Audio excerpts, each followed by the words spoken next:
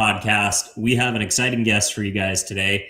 Camm Rowland is the Chief Creative Officer and the AI Officer at Kepler Group and named to Adweek's AI Power 50.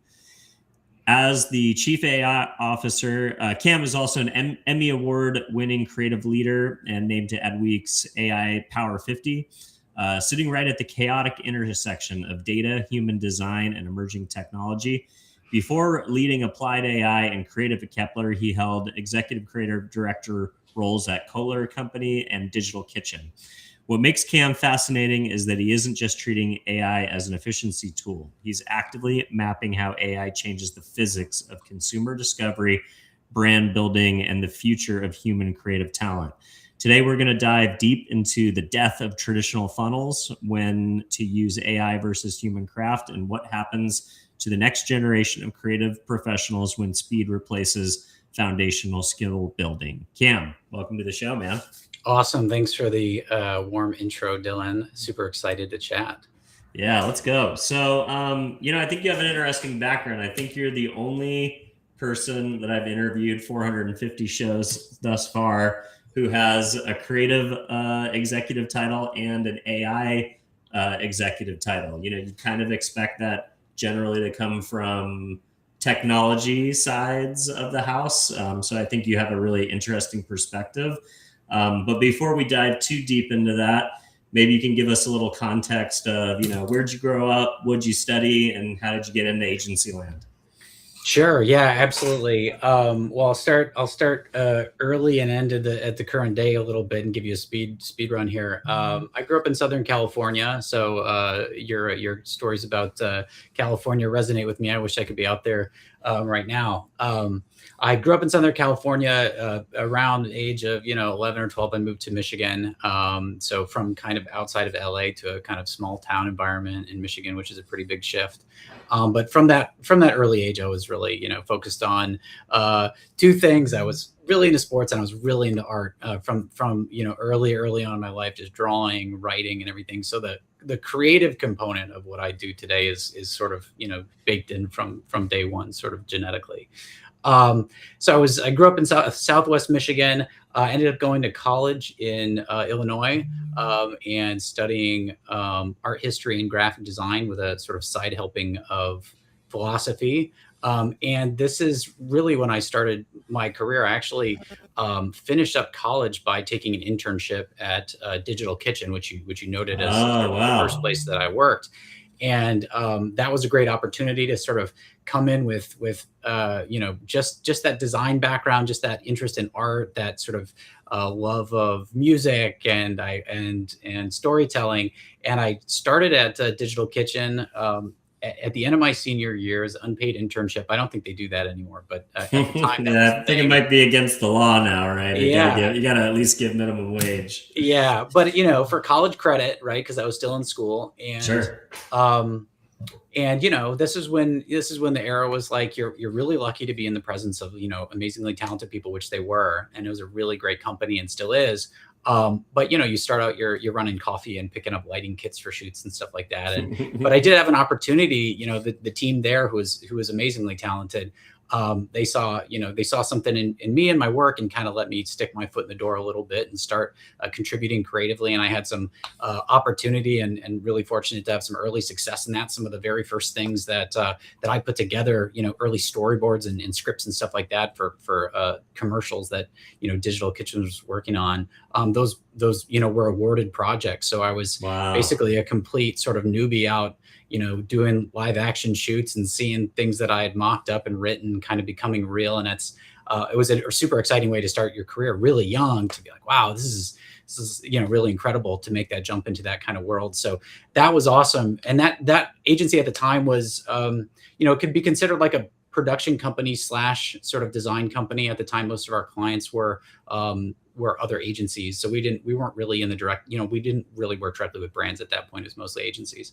And so we were in that mode for a while. And we really discovered our best work was the work that we were, originating truly. And so the stuff we were really proud of, a lot of the stuff that people know Digital Kitchen for, like highly creative main title sequences to TV shows and stuff like that.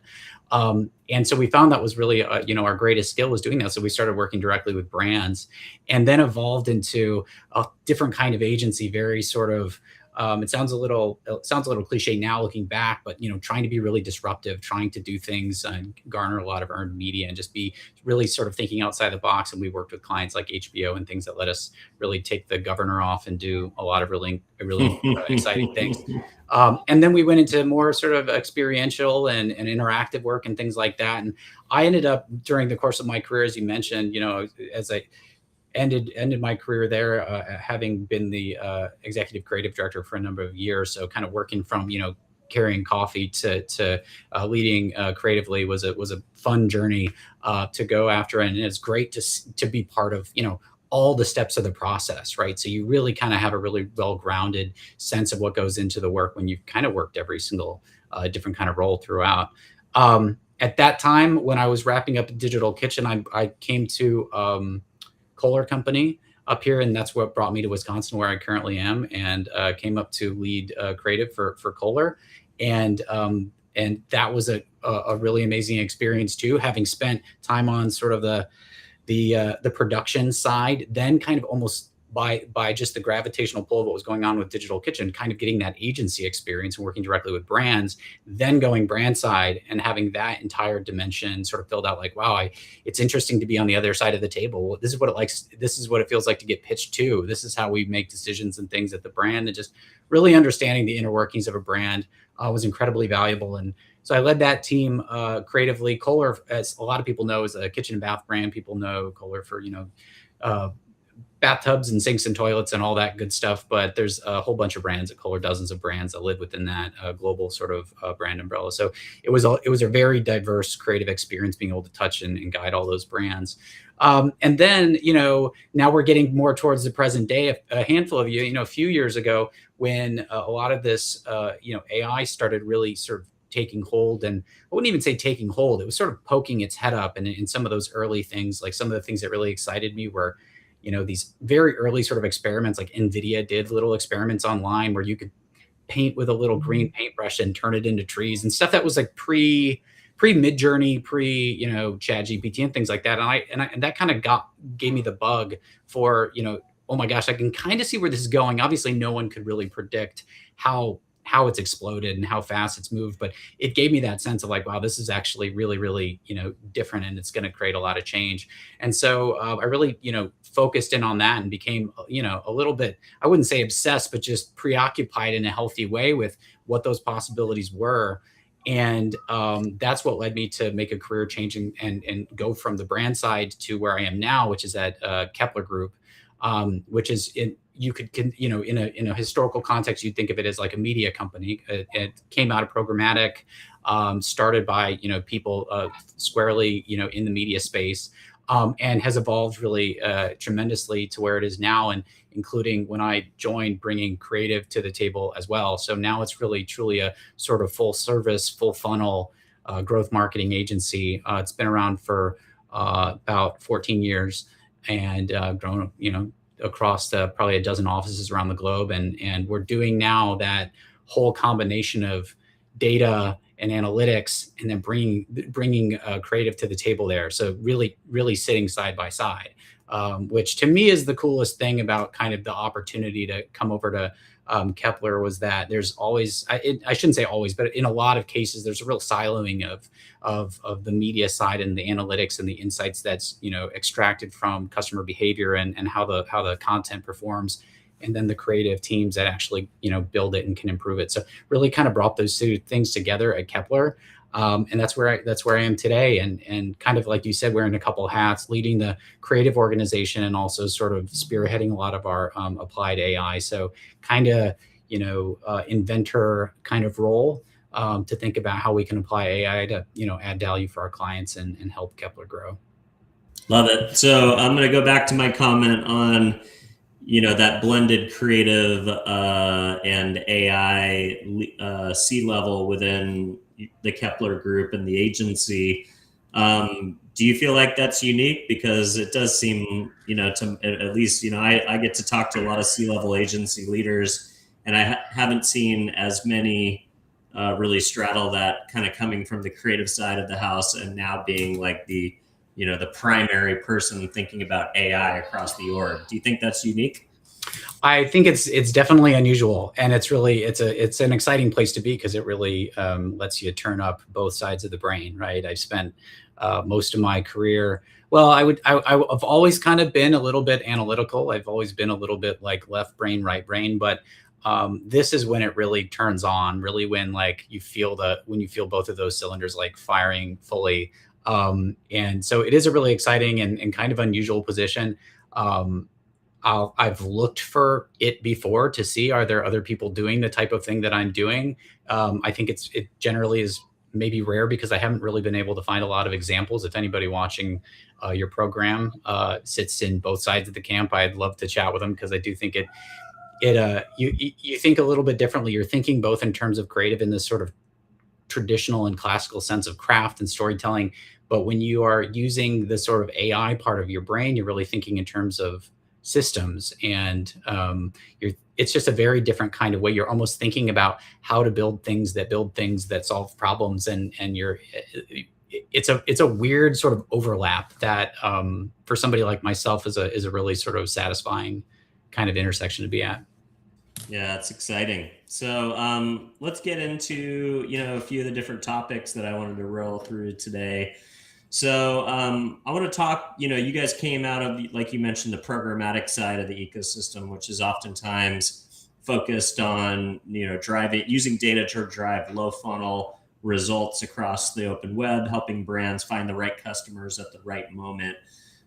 Everyone right now is talking about generative engine optimization and the idea of SEO 2.0. The idea that 60% of clicks now no longer, or Google searches no longer end with a click, and that the way that we interface with chatbots are kind of in these conversations or these long queries versus kind of fast searches on Google. I would wonder, what is your kind of broader assessment of the funnel right now, where you've got consumers spending more time in these AI chatbots, and then really informed and really ready to take action when they finally do decide to visit our clients' websites and take action? And I think it's a really interesting topic to hit, because the conversation is largely right now sitting in that geo area, mm-hmm. right? We're thinking about it as almost a new form of SEO, and in a lot of ways it's very similar, right? A lot of the conversations I have around geo are like, oh, this is a lot like SEO, and I think that's very true. But we're as people, and it's a hot topic. I think it was probably a pretty big topic at Camm this year and the prior year. I think that the thing that interests me the most is, let's assume this progression continues. Let's assume people continue to go to their AIs, their assistants, who know them really well, who have access to the entirety of the internet, and are really, really good at sort of honing in and making good product recommendations that are specifically to you. Your chat is going to return you different recommendations if you're asking for a particular kind of product, because you have different preferences and all that. So I think let's just assume, for the sake of argument, that this continues to go and up and up and up and in a sort of exponential rate. Then I think the interesting story is like, okay, well, geo is all about showing up in those results. It's all about making your brand appear when people are in consideration. But what's going to happen outside of that, right? So, okay, let's say that happens. What does that do to the funnel? We've basically taken the mid and lower funnel and kind of collapsed it, right? That could have it could have played out over a lot of touch points. It could have been, you saw an ad, you clicked on it, you went to a website, you visited that, you're getting, a cookie, you're getting a retargeted ad, you're getting email sent to you, this, that, and the other, your abandoned cart, it reaches out to you. So that whole sort of funnel experience that goes from, I'm thinking maybe about a purchase in this kind of space, to I've made the purchase, is a lot of, relatively trackable sort of behavior. And when that collapses down into potentially a single conversation that isn't really visible to to the brand, right? And to, media companies and things that are looking into those analytics, because as you know, these models are, and labs are not creating a backdoor where you can look at what people are talking about, right? Somebody bought something off of my website. I used to have more insight into why that happened. Now I don't so much.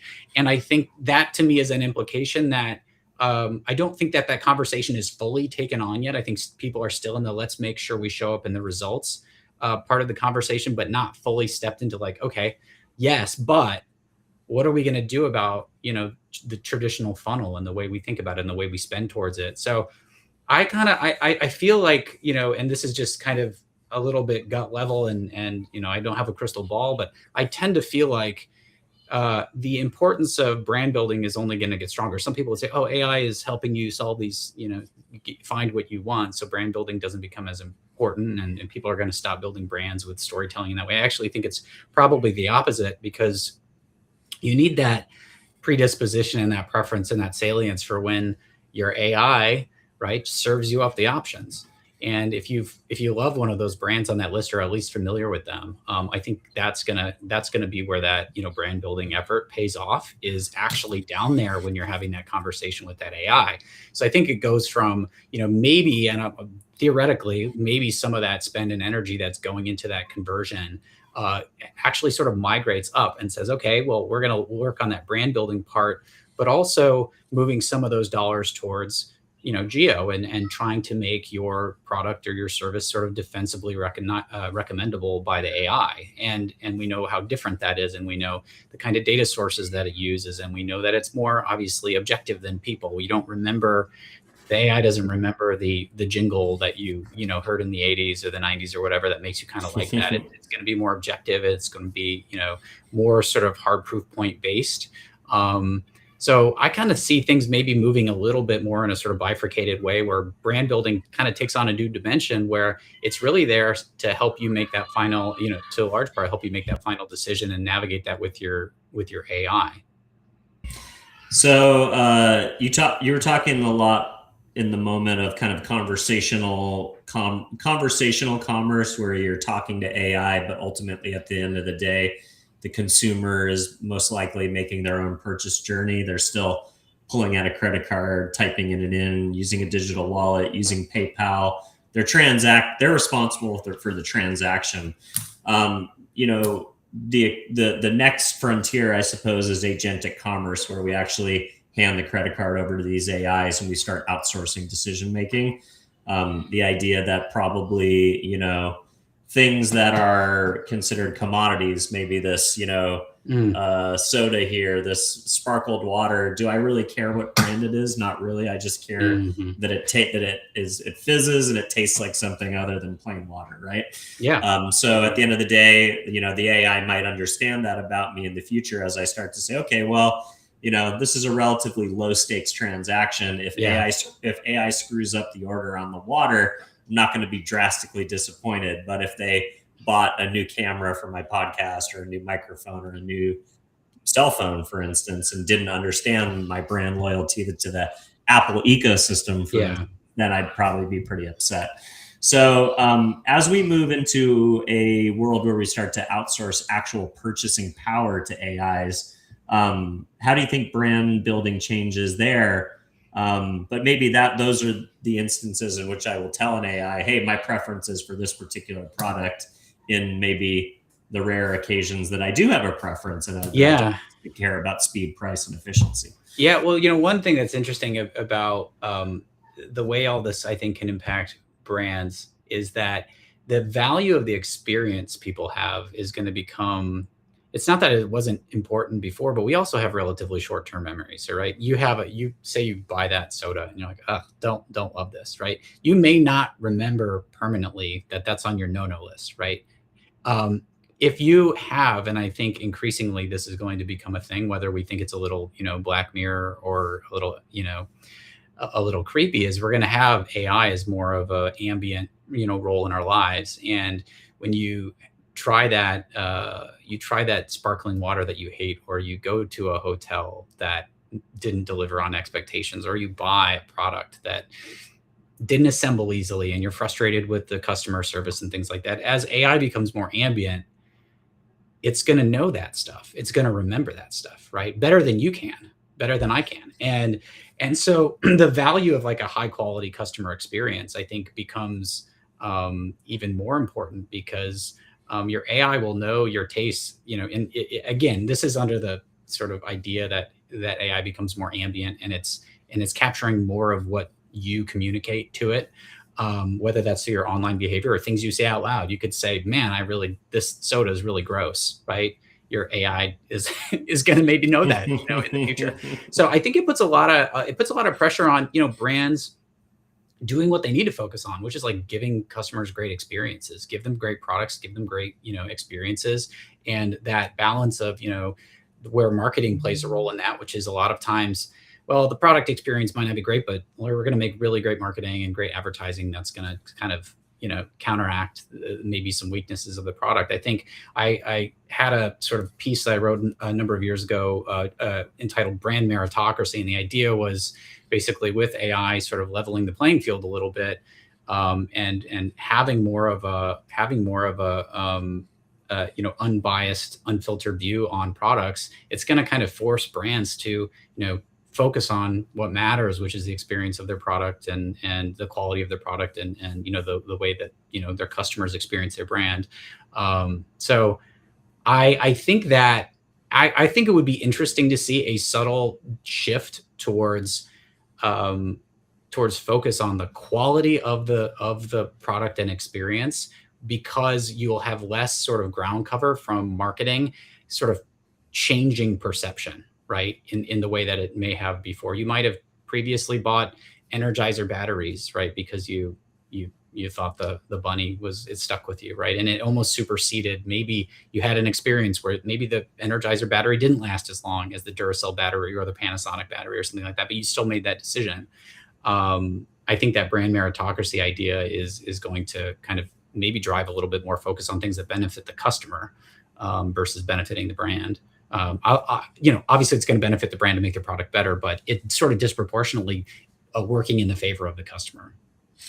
I like that idea of AI having, a longer memory of bad brand experience or good brand experience, and it kind of being your co-pilot in the background. I mean, we all have the experience of saying something and then seeing an ad in either Meta or Google that feels like we're being listened to, whether it's the algorithm or whether they're actually listening.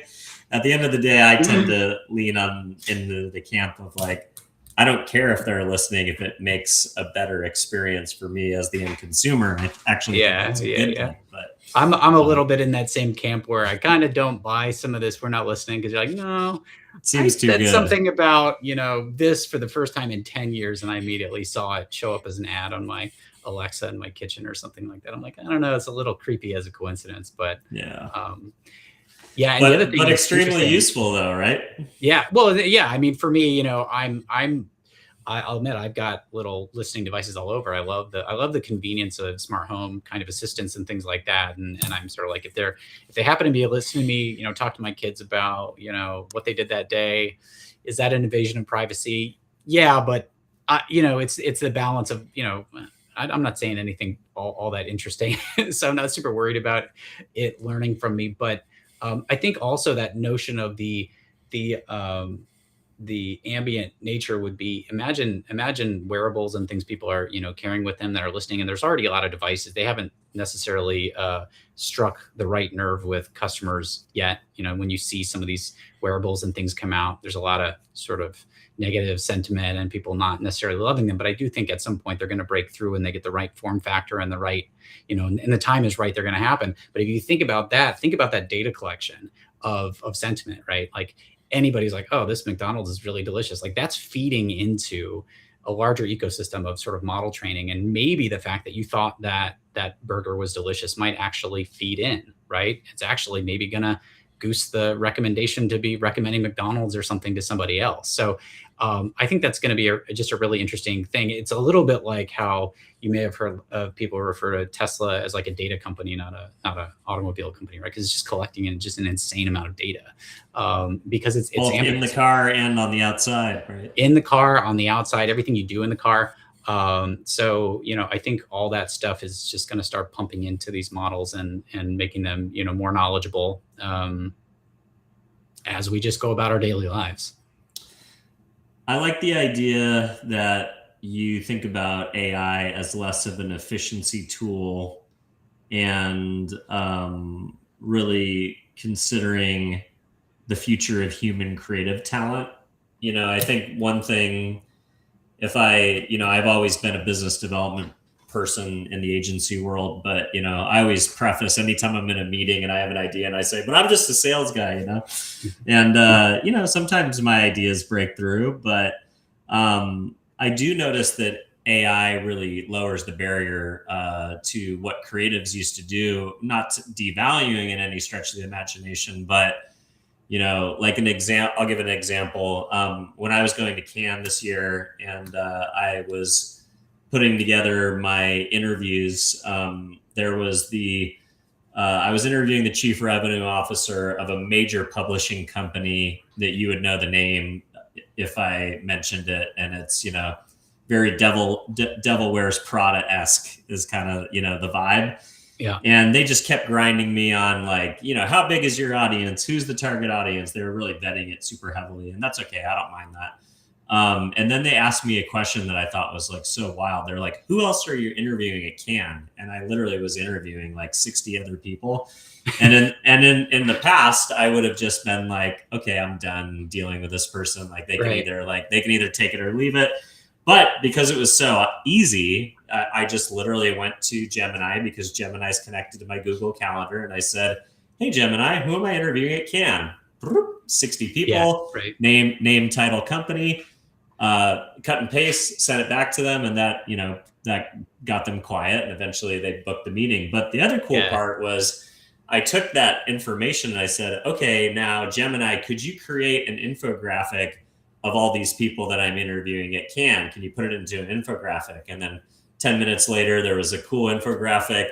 The ad podcast lineup at Cannes. Here's all the speakers, cool pictures of boats and people partying and drinking rosé, like all the stereotypes, all the things that you would want in your Cannes infographic. And then I put it in LinkedIn and I tagged every single person, every single company. It became this viral, kind of like this little viral post. But in the past, I would have had to hire a graphic designer. I would have had to go to my calendar. It was like all that stuff. It was like busy work accomplished that then inspired an idea for like a social media post, which I think 100%.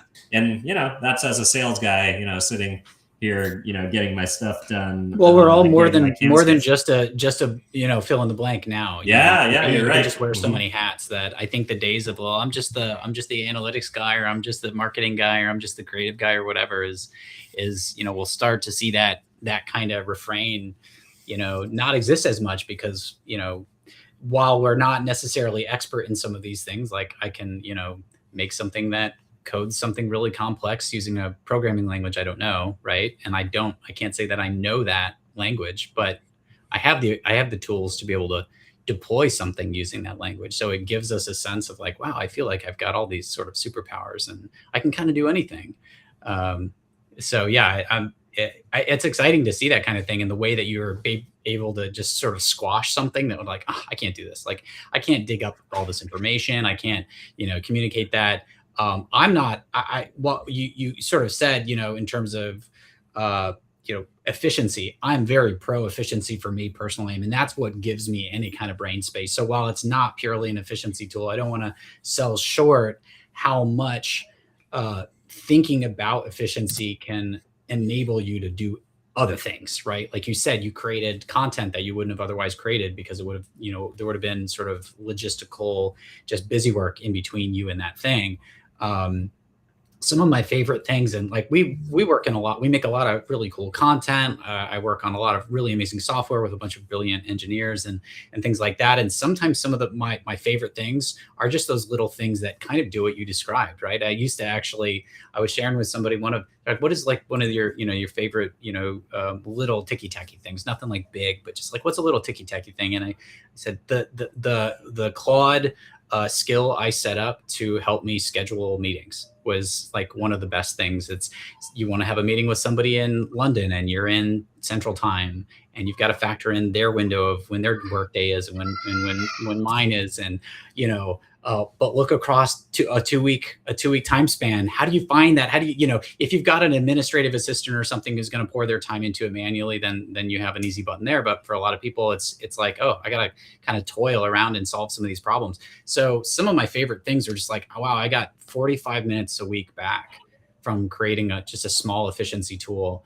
So I love that stuff. But to your point, yeah, I mean, efficiency is the third of sort of three stages of sort of AI enlightenment, right? There's like the first lowest hanging fruit is, let's do the stuff that I have to do, but just get it done faster and more efficiently. And that's where we all kind of go to as our generally our first thing. And brands do this, and agencies do this. Or like, what can we do? Replicate the processes that we're currently doing and do those in a more efficient way. Then you get to, how do we do what we do better? Like, how can I make that podcast actually a better podcast? How can I make that ad actually a more effective ad? And then lastly, once you kind of are in that space and you start thinking about, oh my gosh, it starts opening your eyes to what's actually possible. What are the things I couldn't have done at all previously? Things that were completely off the table. And it's kind of hard to think that way. That's the hardest category to think in, right? Because it's like, think of a thing you need before it exists, right? Like once you have, I'll give the example of like, push button start on a car. You don't really know you need it until it exists, and you go, that's pretty great. Or, our cell phones and those kinds of devices, you don't really realize that it's something you would be dependent on when they don't exist. So I think it's a hard category to think about, but I try to challenge our teams to be thinking, yes, there's the things that we can do that we do.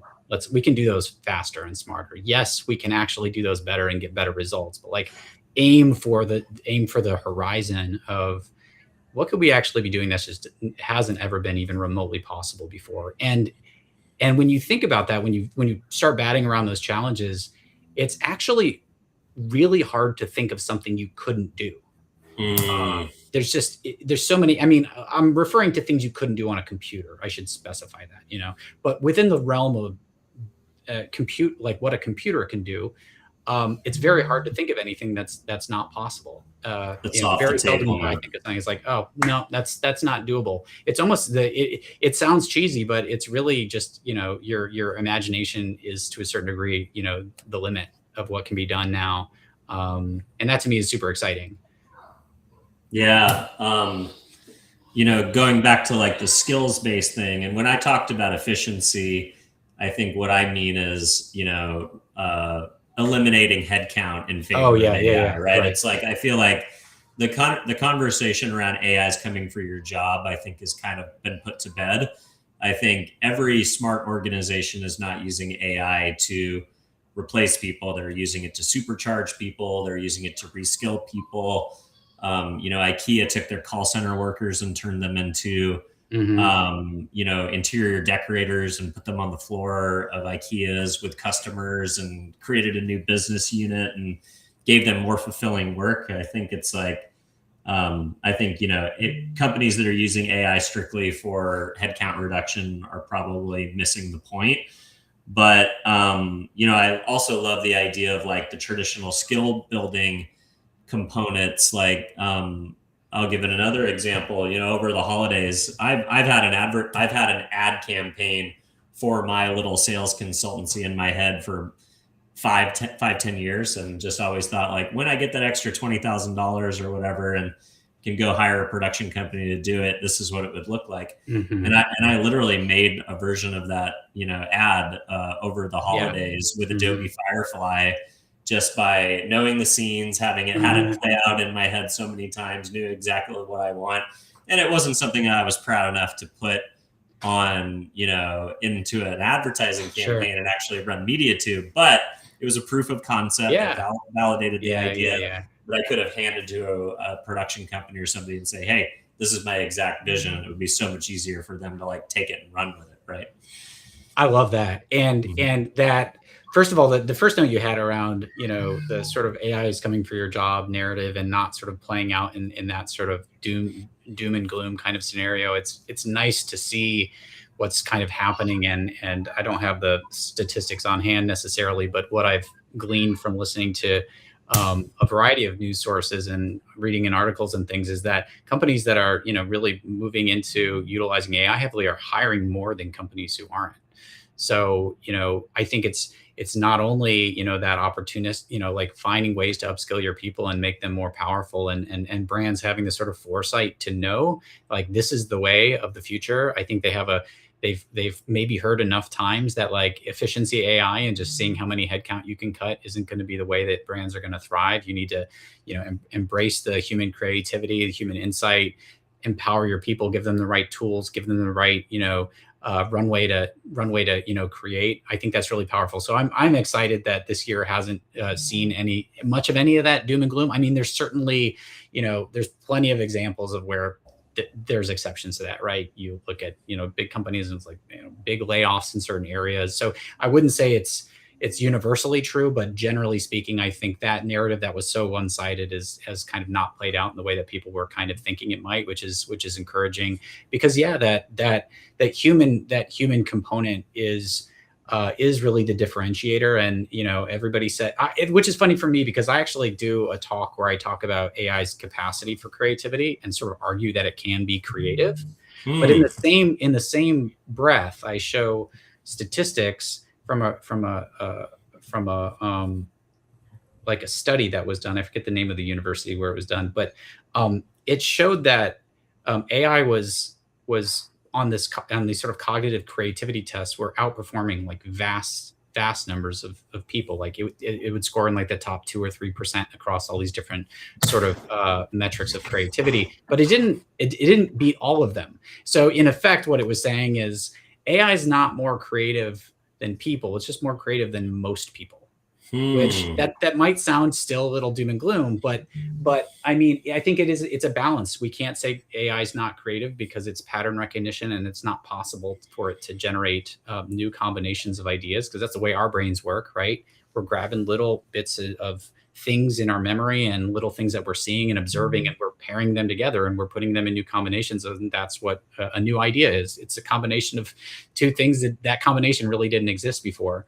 And that's really the way AI works too. It's finding patterns. And if you ask it for, something really simple, it's going to give you a really simple answer. What are 2 flavors of ice cream, chocolate and vanilla? But if you ask, like, how many elephants does it take to fill up a pool on the moon, you're gonna get like what you put into it, produces interesting outputs when you come out. So I think there's a lot to be said for what AI can do in terms of creativity, but I've still never, out of all the attempts that I've done and honing different AIs to do different things and creating processes to extract creative value and sort of like a great idea, right? Like, to me, I would feel like an aha moment if I created a system that could generate an idea where I was like, now that's human level creativity that I didn't think was possible from an AI. I haven't hit that point yet.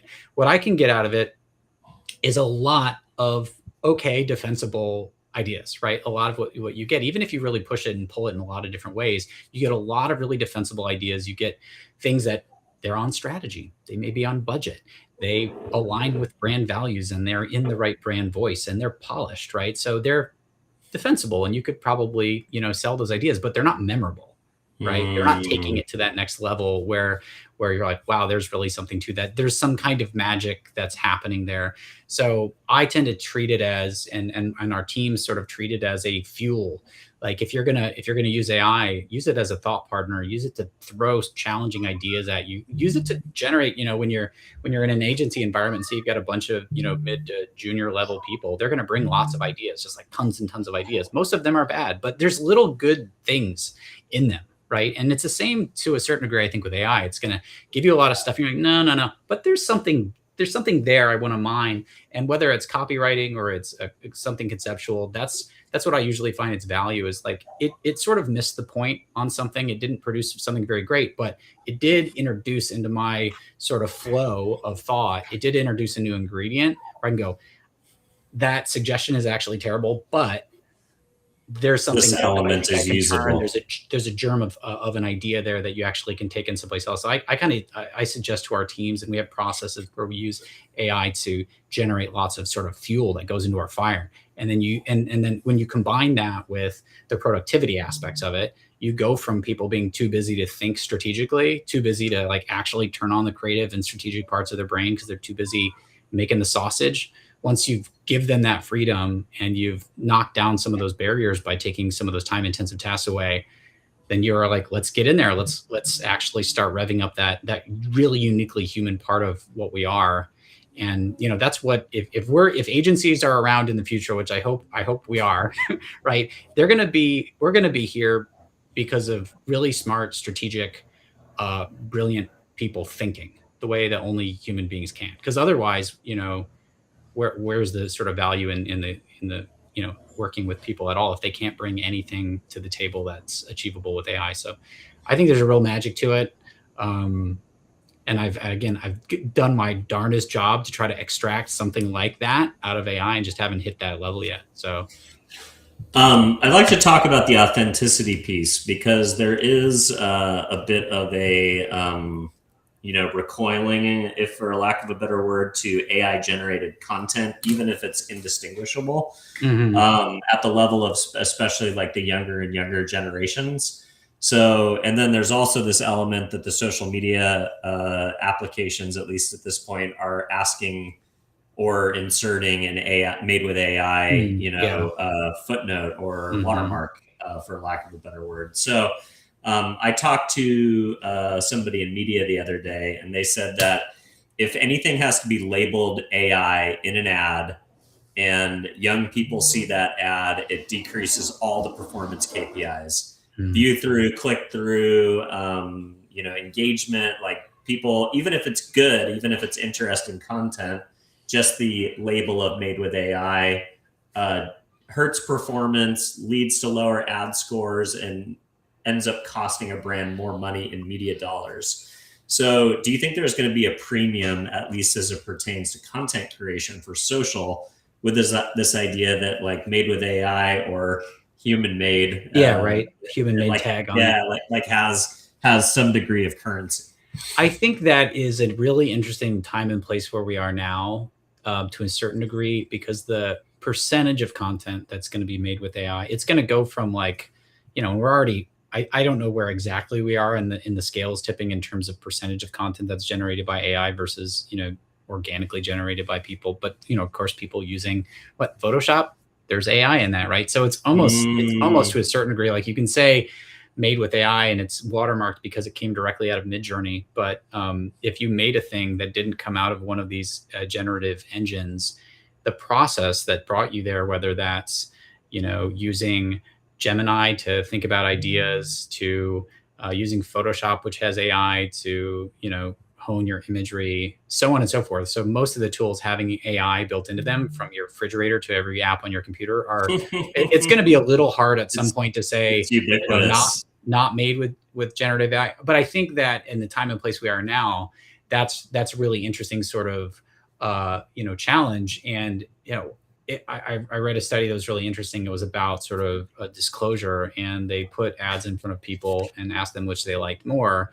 And disproportionately, the ads that were made with AI were scored higher than the ads that were human made. And that might be because the images look more, they popped more, right? Or the compositions were more dynamic in a way that you could achieve with AI potentially than you could with, you know, traditional photography or compositing or something like that. But they scored better. And then when it was disclosed to them what sort of the source was, it immediately sort of tips the scale. So it's like, oh, I liked version A. Oh, that's made with AI. I kind of like version B better. And that's exactly what you're talking about. It's that idea. So I think where we are, time and place right now, it's an interesting conversation because we're still in the realm of kind of maybe approaching an equilibrium of how much content is made by sort of either side. I think when it gets to the point, which I think is probably inevitable for just economic reasons and just the demands of what, you know, marketing requires and the amount of content people want to make, right? Creators wanting to make more and more and more, just the volume is going to go up.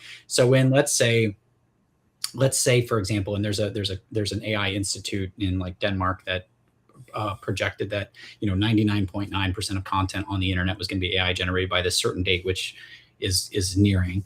If that were the case, let's say that's the case, just for the sake of argument, does labeling almost every piece of content in the world made by AI, does it have any kind of consequence?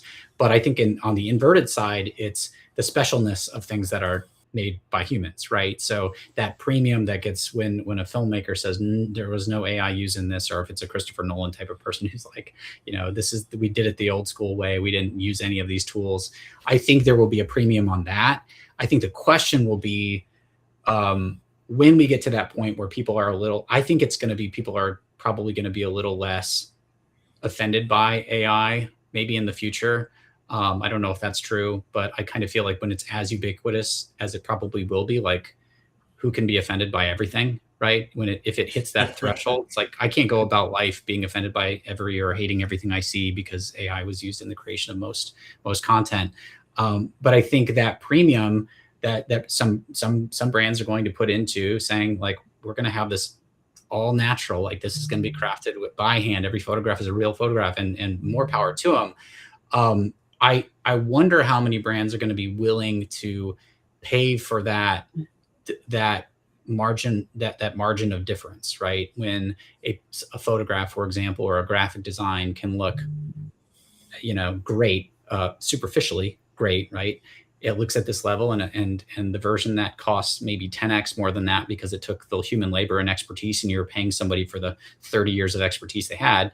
It looks maybe a little better, again, superficially. I'm not talking about conceptually, just like superficially, how far can you elevate above the photograph that was trained on a million great photographs, of billions of great photographs? How much are you willing to pay for that difference? Are you willing to pay 10x for that? And some people will probably see it like, I can tell that was human made.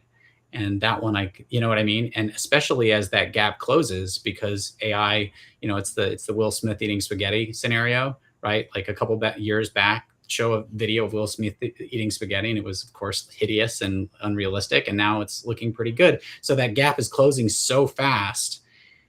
But, paper thin difference between paying X and paying 10X potentially. And like, how are brands going to navigate that? Which brands are going to want to, pay for that premium?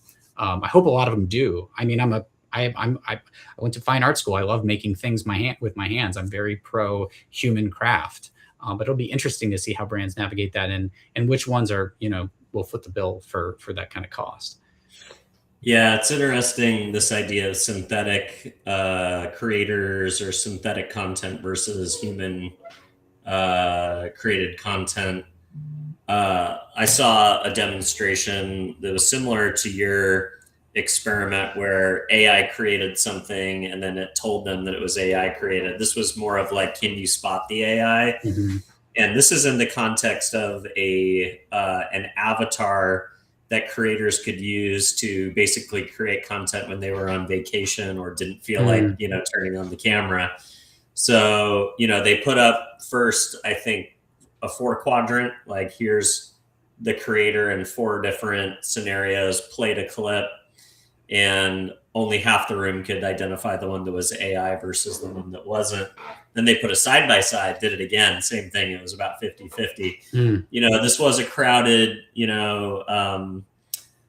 noisy, Shinerbach-filled room in South by Southwest in Texas in a bar.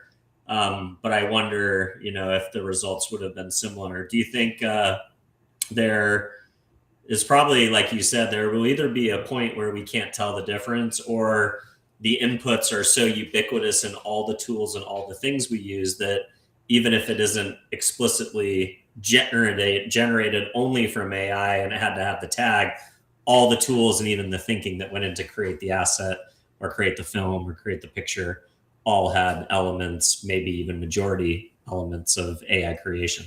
Yeah, I mean, one of the interesting things too is, like, as you think about, and I actually heard, I don't know, I heard this recently. It'd be really funny if I heard this on your show, because you could be like, oh, that was a comment on my show. Was a little anecdote about a brand that was doing, they put their business up for review, and they had an RFP out, and they they had a few agencies come in, and they kind of called it after. You're shaking your head like maybe you know what I'm talking about. So is this the one where the agencies came in to pitch and they all gave the same pitch? Yes, exactly. Is that did I hear that from yours? Yep. That's funny. Yeah, or maybe that person on the consultant side, told that story in more than one context, which I wouldn't be surprised, because it is fairly shocking, right? Yeah, but even if it's mythology, it seems like this is what we're kind of concerned about, right? We're the race to the everybody, middle. The sort of everybody just kind of gravitating towards the middle, and if we're all using the same tools, and we're in that anecdote, right, all the same ideas, because everybody went and took the brief and put it against the same models or similar models, and those models return similar strategic recommendations, and everybody comes back and it's like, we've got great stuff for you, and they're like, everybody presented the same thing, and the same thing can be extrapolated across creative, and every fashion brand looking the same, every CPG brand looking the same in their category or whatever. I think that's a real lookout. Like how can brands like maintain their distinctiveness when this sort of ubiquity of these tools and the things that they're trained on, there's a lot of energy that goes into trying to use the tools and produce distinctive outputs. Because if you don't give it anything to go on, right, it's just going to give you something that's like, oh, that looks like everything else, right? So it is possible to train AI to produce things in a particular language. So if you say, I have a really distinct brand voice, I have a particular look and feel, you can train your AI to be able to replicate that in a way so that you can kind of try to hone your direction. Though it's really, there's no moat. Right. Before, it could have been like, well, they look that way because they shoot with this particular incredible photographer. They look that way because they work with this particular incredible illustrator. And that moat is gone. Definitely not making a judgment on for better or for worse, because there's tons and tons of great arguments as to why that's a huge problem. Right. So that anybody can create any kind of illustration. And who knows all the millions of artists who that's kind of cherry picking little bits of aesthetics from. But I think you can, morality aside, you can look at a brand and say, like, I can hone the look and feel of something that's unique. You got to put more energy into it. The same way you have to do it with AI created writing, right? I'm sure I've had experience with this, making content. All the silly things that AI does, you're just like, oh my gosh, this sounds so AI generated, right? And it's got all these obvious tells, the classic, the three, comma structure and the end dashes and all of that stuff, right? Which people go, oh, this is AI, but it goes a lot deeper than that. There's a lot more behavioral stuff that are those tells. And so to create a unique brand voice where you can also use generative AI to kind of help you produce content, it takes a lot of work to get AI to produce those outputs in a way that's uniquely, aligned with your brand and the way you want to talk about your brand and the way you want to talk to customers. But to work out of its system all of those things that it wants to do really, really badly that you don't want it to do. I mean, it's been trained. If for example, if you ever, you're writing an article and you're like, okay, this is like, I'm trying to communicate an idea. This is kind of like a thought leadership thing. It's gonna look at the corpus of all thought leadership and all TED Talks and all the jargon and all that stuff, and it's gonna say, it's gonna try to make it sound like that, and that strips away your voice, because unless you sound like every TED Talk in a blender, which mixed you together, don't, it doesn't represent your voice, and it takes a lot of deliberate action to extract unique qualities and characteristics out of generative AI content. But I mean, that's also part of kind of the fun of it. I think it's a challenge. The challenge of making all this stuff work and trying to produce results that are good and that people will like and that brands will like, and is a really fun challenge. The thing that I think about a little bit when we're talking about like the how to choose, where you can do it. One of the areas that we talk about a lot with my team and it surfaces with a lot of our clients is that sort of spectrum of sort of self-awareness about what the tool is. And for example, if you create something that's just like wild and fantastical and it's got all sorts of cool animations and transitions and things in it, people look at that and they know it's not real, right? The same way they would look at that and say, oh, that's a visual effect, right? If in a pre-AI era. And you're not mad at that, because like somebody dreamt up that thing in it, and it's not trying to trick me into thinking it's real. So that type of content, I find personally, when I look at it, I don't get that ick factor from it, because I'm like, it's not trying to trick me. I know that rabbit didn't turn into a motorcycle. I know that that's the case. I don't feel like I'm trying to be tricked. Where I get the ick is when it's like, I feel like you're trying to pull one over on me. I feel like you're trying to tell me that happened, it's almost offensive if you're looking at something. Imagine watching something and it's a deep, heartfelt moment between two people, and you're like, oh my gosh, this is a guy getting home from the war, and then you recognize he's got an extra pinky, and you're like, that is frustrating because I feel lied to. I feel like it's not real. I put a little bit of my trust in, and I was giving you an emotion, and I feel like if I give you an emotion, especially if you're a brand, and you slap me with that, I that's a big turnoff. That feels icky. But if that same brand turned the rabbit into the motorcycle, I'm like, that was cool. I liked how I like that animation or whatever. So I think there's definitely a whole area of sort of creative frameworks that I think, and every brand I think is going to be different. Like, where is their criteria for where it works? I look at it in kind of like a 2-axis, to like overly simplify it. I kind of think about it as a 2-axis grid where you've got on the bottom left, you've got things that have very low sort of emotional stakes to them, and that also don't have to be terribly unique to the brand. The brand doesn't have to show up in a really powerful way there. So like, think of a product blockout. It's like, it's your Coke can sitting on white and it's on Amazon, and it's just a product shot or something like that. Something very low stakes. It's not, you're not deeply emotionally invested in it. It doesn't have to feel wildly like the world of Coca-Cola is captured there and all of their aesthetics. It's just a picture of a can or fill in the blank, whatever the utility. Then you get the top right, which is like really high emotional stakes where the brand really needs to show up in a way that's really uniquely them. So on that end of the spectrum, it would be like a brand film, right? A manifesto, a big holiday tearjerker campaign, and a founder's story, a CSR video, right?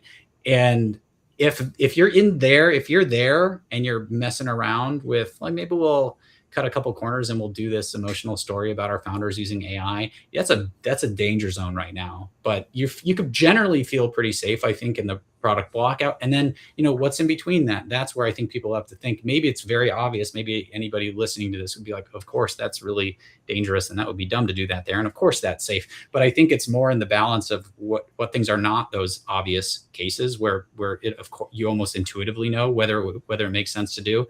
And I think that grid changes whether you're a startup or whether you're a heritage legacy brand. If you're Disney or Ford or McDonald's, right? You can't step on it in that top corner and get away with it. And you'll hear about it, right? If people don't feel like it's sincere, they feel like they're being tricked. They feel like you're, cutting corners. You're better than this. You should have shot this with real actors. There's a lot of examples of that we see, right?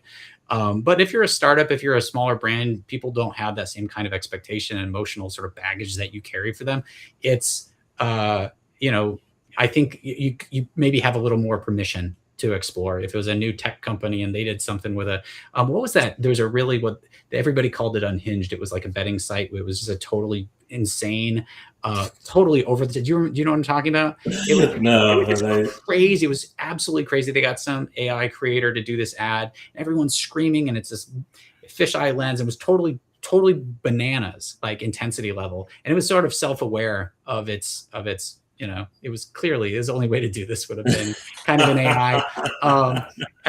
But a company that, I don't think people are mad at it. I think that was crazy. And you used an emerging tool to do it. But every brand, I think, is going to have their own sort of spectrum of like what's acceptable, what has that sort of dangerous quality, where do they not want to kind of screw up and kind of overstep. I think people are going to be figuring that out a lot this year. Like right now, I think people are thinking now that it's finally ready for prime time. In a way, we're always saying, well, it's not ready for prime time yet. So you don't really have to worry about that, whether you're going to make your next Ford Explorer commercial with AI. You don't necessarily need to know that answer yet because it wasn't ready for prime time. It just didn't look good enough. The car didn't look real. So you didn't have to worry about it. Now, I mean, I think it was a Jeep ad, really beautiful. I want to say it was Jeep. I think it did pretty well at Cannes. Really cool ad. And it was an emotional story, and it was executed, with AI. And it's like, well, that's one of the first times I've seen prime time level execution. Smart. It was a person's idea, a really good idea. And they used AI as the tool to create the idea versus, and that's what it's all about. It's about the power of the idea. If you got a great idea and the tool, the AI, is in service of just making that idea possible. I think it works, and that I was interested to see that ad because it had an emotional tenor to it. I'll have to find it, or you could post it in your thing. Yeah, through the show notes.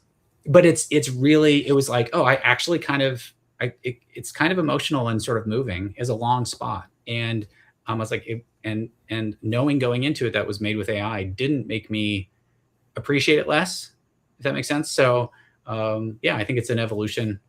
I was kind of excited to see that happen because I was like, I didn't know that you could get me a little bit verklempt, with something that I knew was AI, but here we are. It was pretty good.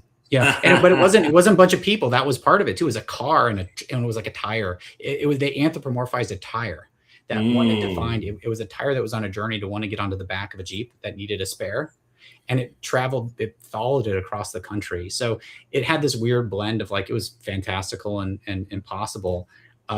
But because it wasn't a person faking an emotion, it was like the idea of this tire. It's like, oh, the cute little tire is trying to get to its home. It made it work, Yeah, I think that's the big crux, is when it's, an inanimate object, or when it's humans. Like, we all know what humans look like and how they act. And I think, just when you connect with somebody in the real world, facial expression and body language is just so, like, core to, like, our animal programming going back millions of years. I think that's where we kind of get we just noticed that something's slightly off the rails. Yeah.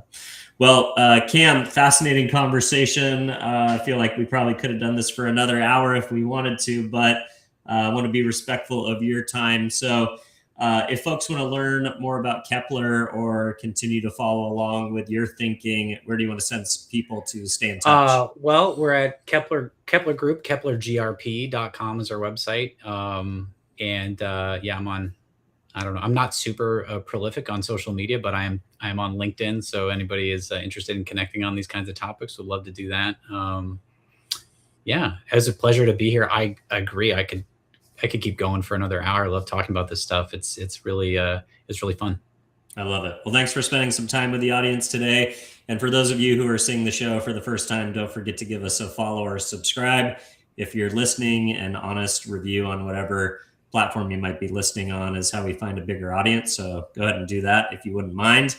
And last but not least, if there's a creative out there, maybe a technologist, someone who's kind of splitting those dual thinking of right brain, left brain, or just thinking about the emerging way that we're thinking about applying creative and technology to our industry, especially through the lens of AI, don't forget to share the show. And with that, I will wish you a great day. Appreciate you coming on, man.